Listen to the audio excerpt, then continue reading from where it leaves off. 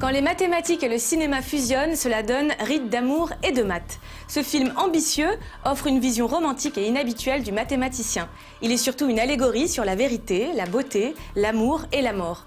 Rencontre étonnante avec les deux fondateurs du projet, la cinéaste Reine Grafsé et Édouard Frankel, brillant mathématicien. Quand un mathématicien trouve la formule de l'amour, il la grave sur la chair de sa bien-aimée. Entre extase et souffrance, ce tatouage illustre toute la passion destructrice de son amour. Le film Rites d'amour et de maths est une allégorie sur la vérité, l'amour, la mort et la beauté. Esthétiquement parfait, le film intrigue et inquiète.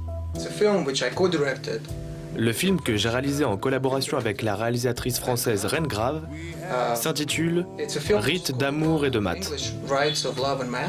In French, it's Rites d'amour et de maths, mathématiques. Alors, pourquoi les mathématiques? Je suis mathématicien, c'est la profession que j'exerce dans la vie. Et c'est mon premier film. Il s'agit d'un moyen-métrage sous la forme d'une allégorie, d'une métaphore. Ça raconte l'histoire d'un mathématicien qui invente la formule de l'amour. Et cette découverte le met dans une situation très délicate. Car on sait tous qu'une formule peut être utilisée à des fins positives, mais aussi à des fins plus négatives. Donc ce mathématicien se trouve dans une position très difficile. Il doit protéger sa formule, voire la cacher. Il ne sait pas quoi faire afin de préserver sa formule.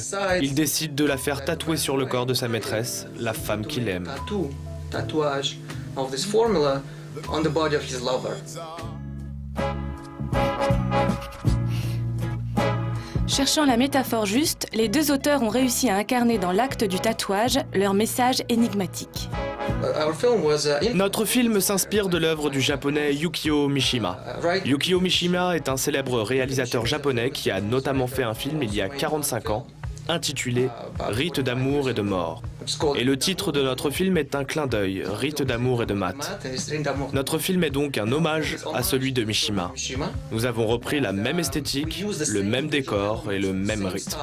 C'est aussi un film muet. Il y a seulement en fond sonore la musique de Wagner, Tristan et Isolde. Et c'est ça qui m'intéressait, c'était de m'attaquer à un film culte. Déjà par rapport au fait que ça soit un film qui ne se trouvait plus, parce que voilà, on dit qu'il ne faut pas toucher à ce genre de film. Bon, moi j'aime travailler à partir de contraintes, donc là il y avait suffisamment de contraintes. Un film culte, en général on sait qu'il ne faut pas s'attaquer à des films cultes, c'est toujours risqué. Travailler avec quelqu'un comme Édouard, bon, il fallait que chacun soit à la hauteur de l'autre. Enfin bon, il m'a fait confiance, je lui ai fait confiance. Travailler sur un film muet, pour une première prestation pour des acteurs, c'est ce qui est le plus difficile. Avoir Wagner chanter en lyrique, donc on a gagné, je pense, quand même un peu le pari. Ce film est avant tout un film hommage. Rites d'amour et de maths revisite avec talent l'univers du grand écrivain japonais Yukio Mishima. Notre ambition avec Reine, la co-réalisatrice, c'est de montrer la beauté des mathématiques. On a donc essayé de trouver une façon de montrer cette beauté. Je tenais vraiment à montrer les maths sous un jour nouveau. Vous savez, les gens ont l'habitude de trouver une peinture belle, de dire qu'une œuvre d'art est magnifique, ou de dire d'une chanson ou d'un morceau de musique que c'est sensuel. Mais vous ne trouverez pas beaucoup de personnes qui diront que les maths, c'est beau. Et c'est en partie de notre faute à nous les mathématiciens, car nous ne faisons rien pour expliquer ce qu'on fait et rendre accessible notre travail. Donc je pense que notre film défend bien l'idée selon laquelle les maths, ça peut être beau et sexy. Car je pense sincèrement qu'une formule est belle et sexy, comme peut l'être une peinture ou une œuvre d'art. Le film, c'est une métaphore.